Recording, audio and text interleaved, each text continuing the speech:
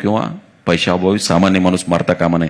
त्याच्याकडे असं कार्ड असलं पाहिजे, ते स्वॅप केलं की त्याचे मोफत उपचार झाले पाहिजे. सुदैवाने 2018ला आयुष्यमान भारत ही योजना प्रथमतः राबवण्यात आली माननीय पंतप्रधान मोदीजींनी. मधल्या काळात पूर्ण अभ्यास केला. नॅशनल हेल्थ मिशनचं हे पोर्टफोलिओ आहे.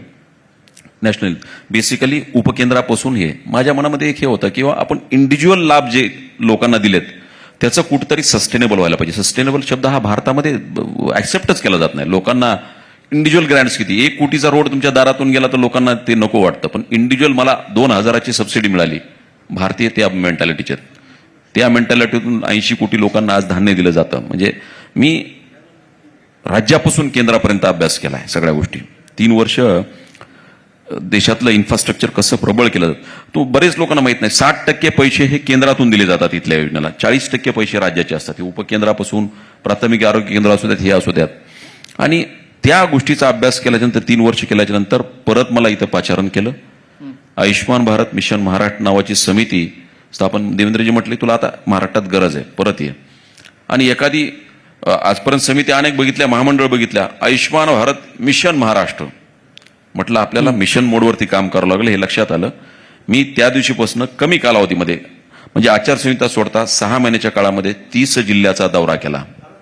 अच्छा, 30 जिल्ह्याचा. आणि लोकसभेच्या निवडणुकीपूर्वी 22 जिल्ह्यांचा दौरा केला.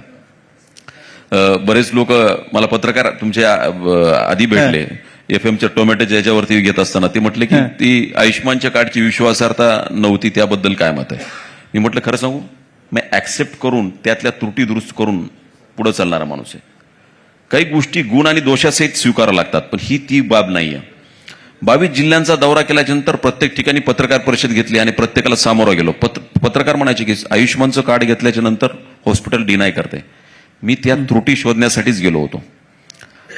खाजगी हॉस्पिटलचे प्रतिनिधी जे त्या योजनेत एमपॅनल आहेत त्यांना पहिल्यांदा वाव दिला. शासकीय CS असू द्या, DHO असू द्या, आमची पूर्ण यंत्रणा हे ठेवली. प्रत्येकाला मत प्रदर्शित करू दिले. मिनिट्स ऑफ मिटिंग घेतले. 22 जिल्ह्याच्या मिनिट्स ऑफ मिटिंगचा ड्राफ्ट केला, त्यावरती अहवाल तयार केला. आणि आज जी आयुष्यमान आहे कालच्या 1 जुलैपासून राबवलेली तिची 5 लाख रुपये 25 ते 50% पॅकेज वाढून आली. मी आता कार्यवाही करायला मोकळा आहे. लक्षात घ्या, सोपं नाही आहे. हे करत असताना 22 जिल्ह्याचा दौरा, अनेक अडचणी आणि आयुष्यमान ही प्रॉपर राबण्यासाठी माझी विनंती आपल्याद्वारे महाराष्ट्रातला प्रत्येक माणूस 12 कोटीच्या आसपास जेवढं पॉप्युलेशन आहे हे सगळं कव्हर झालं. शुभ्र शिधापत्रिका आहे, केशरी शिधापत्रिका आहे, पिवळी शिधापत्रिका आहे. तिन्ही शिधापत्रिका एकत्र याच्यामध्ये आपण ह्या योजनेत घेतल्यात. अगदी मुख्यमंत्र्यापासून ते स्लम मधला शेवटचा घटक असेल ही सगळी मंडळी याच्यात पात्र झाली. राहिला प्रश्न हा की हॉस्पिटल फक्त 1000 होती, आजार 956 आसपास होती, ती 1350 केली. हा अहवाल पुन्हा सगळा कामी आला. बरेचसे आजार नव्हते, ते आजार टाकले. अगदी टोटल हिप रिप्लेसमेंट असू द्या, हे सगळ्या गोष्टी असू द्यात, आणि कॉक्लिअर इम्प्लांट पण आम्ही त्याच्यामध्ये दिलं. हे सगळं करत असताना प्रचंड मेहनत घ्यावी लागते. माझी आपल्याद्वारे विनंती की सगळ्या लोकांना या योजनेचा लाभ घ्या. कोल्हापूर जिल्हा हा संवेदनशील आहे, जागरूक आहे. मी सांगत असतो की ते मी कोल्हापूरचं एक वैशिष्ट्य आहे. मला बरेच जण म्हणतात कोल्हापूरचं काय आवडतं. म्हटलं बऱ्याच लोकांना कोल्हापूरची मिसळ, तांबडा, पांढरा रस्सा आवडतो. पण म्हटलं कोल्हापूरमध्ये माणसं आहेत ना, त्यांचं एक गुण खूप आवडतं. ते म्हणतात, एक तर विचारलं मी हा कोण आहे तुझा, एक तर तो मित्र आहे म्हणतो, नाही तर शत्रू आहे म्हणतो. मधली कुठली जमातच कोल्हापूरमध्ये नाही, मध्ये काही नाही, मध्ये काहीच नाही. त्यामुळं कोल्हापूर एक जागरूक असलेले लोक आहेत. त्यामुळे सर्वात जास्त हॉस्पिटल इथे एमपॅनल आहेत. म्हणजे तो पॉलिटिकल इन्फ्लुएन्स असेल किंवा काय असेल माहित नाही, ज्या पद्धतीनं लोकसंख्या त्या पद्धतीने इथं हॉस्पिटल जास्त इन्क्लूड आहेत. तुम्ही जे अनुभव शेअर करतायत त्यातनंच मला एक आठवण झाली की कोरोना काळामध्ये सुद्धा तुम्ही मोठं काम केलेलं होतं. त्यात तुम्ही ज्या PIL केल्या त्यातनं 2 आदेश सुद्धा मिळवलेले होते. ते सगळे नेमके अनुभव कसे होते आयुष्यामध्ये? तो सगळ्यासाठी वाईट काळ होता. मुख्यमंत्री सहायता निधीतून गेल्याच्या नंतर मधल्या काळामध्ये ठीक आहे, सरकार कुणाचं असो, विकास ही होणारी प्रक्रिया आहे. प्रत्येक सरकारच्या काळामध्ये कमी जास्त प्रमाणात होईल. आणि महाराष्ट्राने स्वीकारलेली सगळी संस्कृती स्वीकारली. अनेक युत्या, आणखीन ट्रिपल डबल इंजन, ही सगळ्या गोष्टी सगळ्यांना ज्ञात आहेत. आता ते स्वीकारल्यात. लोकही त्या त्या पद्धतीनं बदलतात, त्यात काही विषय नाही. काय नाही, जसा राजा तशी प्रजा, या सगळ्या गोष्टी आहेत. लोकांनी आपल्यातले बदल घेतले. परंतु आरोग्य ही एक अशी आहे की ही फंडामेंटल राईट आहे, यामध्ये कुठे कॉम्प्रोमाइज व्हायला नाही पाहिजे. म्हणून त्या काळामध्ये, कोविडच्या काळामध्ये, अगदी इथं बसलेल्या सगळ्यांना एक अनुभव आला असेल. ज्यांच्याकडे पैसे आहेत त्यांना बेड अवेलेबल झाले, ज्यांना पैसे नव्हते त्यांना बेड अवेलेबल होत नव्हते. आणि मी एका पोर्टफोलिओचा चीफ होतो म्हणून मला हजारो मेसेज आले. शेवटी उठून मी पुराव्यासहित छत्रपती संभाजीनगर येथील उच्च न्यायालयाच्या खंडपीठामध्ये याचिका दाखल केली, 2 आदेश प्राप्त केले. त्याच्यावरती इम्प्लिमेंटेशन झालं नाही, पण किमान शेवटच्या काळामध्ये 20-25% लोकांना त्या गोष्टीचा लाभ झाला उत्तरार्धामध्ये, कारण ही न्याय व्यवस्था आहे. मी प्रचंड झगडलो. रजत शर्माने माझ्यावरती त्यावेळेस शो केला. त्याचे परिणाम मला असे भोगावे लागले की सरकारच माझ्या पाठीमागे हातपाय धुवून लागलं त्यावेळेस. पण माझा हेतू फार शुद्ध होता की सामान्य माणूस उपचाराभावी किंवा पैशाभावी मरता कामा नये. ते पेनड्राईव्हमध्ये पण मी होतो, सभागृहातल्या हे केलं. मी भीत नाही, त्याचं कारण आहे मी आजही चंदनाचा टिळा लावून येतो. आणि ड्युटीला जात असताना मी सुरुवातीला 3 लोक आले होते मुख्यमंत्री वैद्यकीय सहायता कक्षामध्ये. मी आवर्जून प्रत्येक मुलाखतीत सांगत असतो. आणि शेवटचा दिवस होता ना, 1000 लोक आले होते. एवढी विश्वासार्हता कमवायला तुमचं सॅक्रिफाईस लागतं, लक्षात घ्या. मला सुरुवातीला जात असताना बॅग उचलल्यावर माझ्या बायकोनी मला ज्यावेळेस सुरुवातीला 200 लोक आल्याच्या मी चिडचिड करायलो. मला म्हटलं तुम्हालाच बीपी शुगर होईल, हॅमरेज व्हायची व्यवस्था, तुम्ही किती हे करताय. मला चंदन आणलं आणि चंदन लावलं. बायको समोर आहे त्याच्यामुळे सांगतोय असं नाही, नसतानाही सांगतो. आणि सांगितलं की हे लावा थोडं शांततेने, कारण लोकांना उलटं बोलू नका. लोक एखादी फाईल तुमची उलटी झाली तर एखादा मृत्यू होऊन जाईल लोकांचा आणि तुम्हालाही काहीतरी बीपी शुगर होईल. ते लावला आणि उत्सुकतेपोटी मी त्या ग्लासमध्ये दररोज बघायला सुरुवात केली. खरं सांगू, चुकीचं किंवा एकही भ्रष्टाचारी काम केलं नाही. आजही नजर झुकली नाही. आजही दररोज ग्लासमध्ये बघतो आणि दररोज कामावर जातात. आणि ही लागलेली सवय. काम करत असताना माणसांनी थोडं प्रामाणिक राहावं. आरोग्य क्षेत्र असायच आहेत, यामध्ये फक्त प्रामाणिक काम करावं.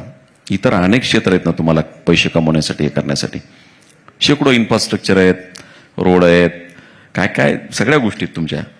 त्याच्यामध्ये तुमचं कॉम्प्रोमाइज करताच, तुम्ही ऍडजस्टमेंट करताच. पण हे जे क्षेत्र आहे हा लोकांच्या जीवन मरणाचा प्रश्न आहे. आणि त्यामध्ये फक्त 3 अक्षरी शब्द आहे, गरिबी. ती हटवण्यासाठी प्रामाणिक प्रयत्न करत असतो मी, लक्षात घ्या. आणि सातत्याने आता एवढी मोठी संधी आली आहे, परमेश्वरला एकच मागणं करतो. महत्वाकांक्षा अनेक असतात. पदावर बसल्यानंतर माणसाला पंख फुटतात, त्यालाही वाटतं. मलाही वाटलं की आपण काम केलंय तर पॉलिटिकल विल पॉवर आली पाहिजे. सामान्यांच्या मला लिमिटेशन कळतात ना.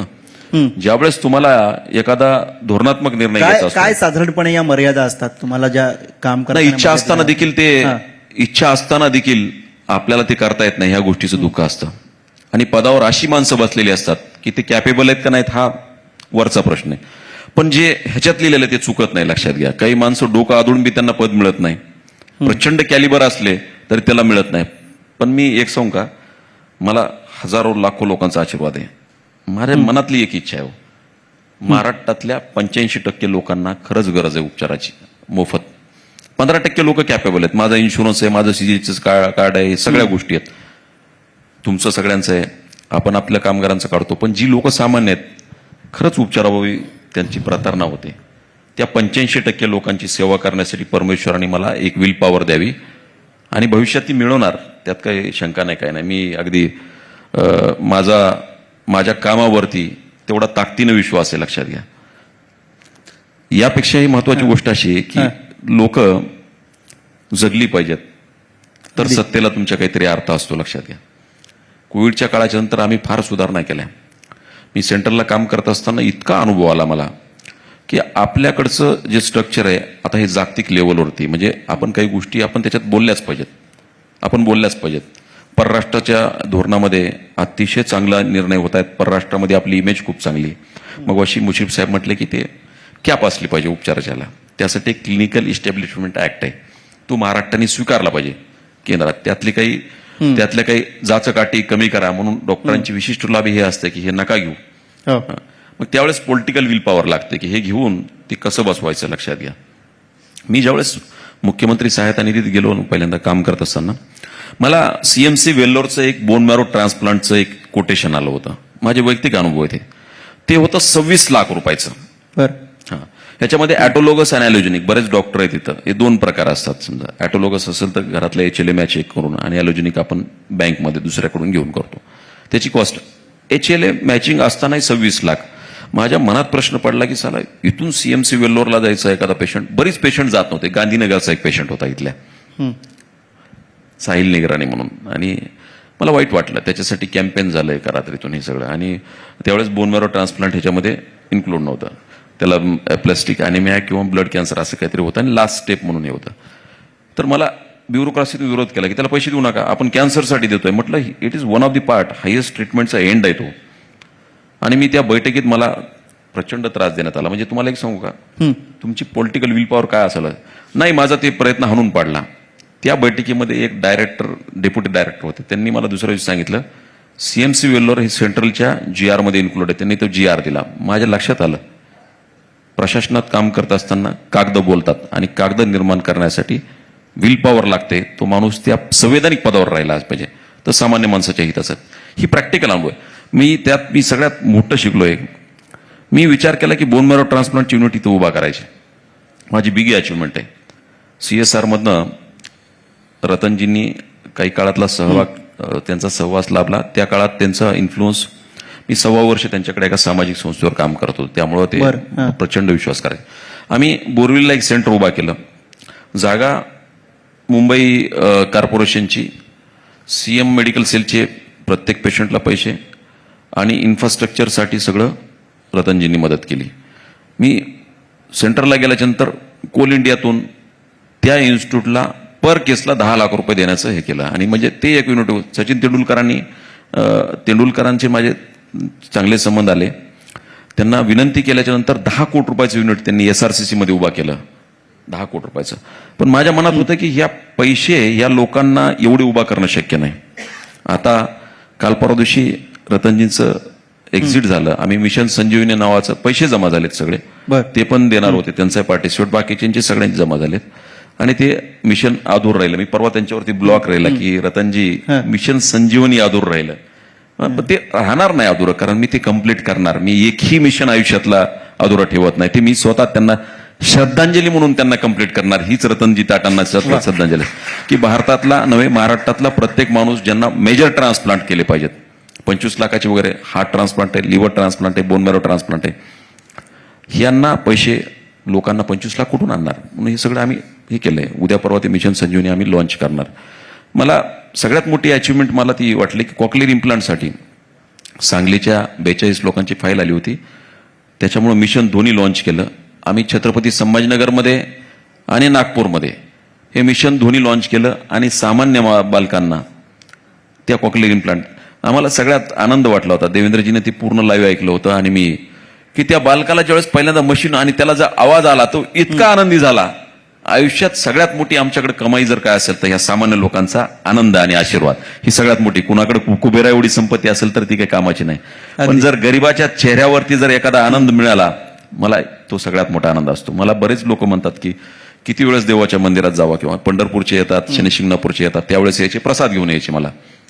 आणि दररोज 100 ग्राम म्हणजे 2-3 किलो मिठाई यायची दररोज तिथं वेगवेगळ्या भागातून.